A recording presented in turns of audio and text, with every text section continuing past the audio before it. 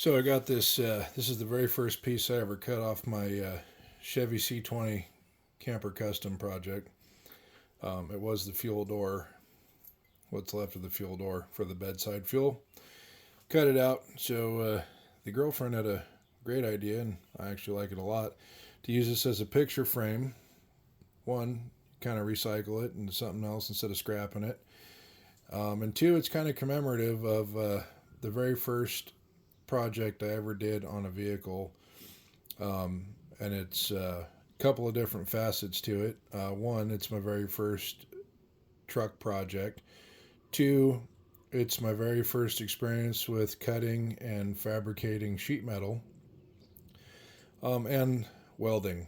I literally have never done any of this stuff prior to buying this truck and starting this. And as you can see on the channel, I'm making some little progress, but like I said before in a few of the videos, I'm literally learning from scratch. I've learned a couple of things, and I'm still tweaking and finessing the welder, trying to get it set right. I'm still working on getting my cut straight, but we're going to go ahead and cut this out of a piece of 22 gauge sheet metal I had kicking around, and we're going to make a picture frame out of it. And then we're going to have something from the project in there that commemorates this as a keepsake for the house. Stay tuned.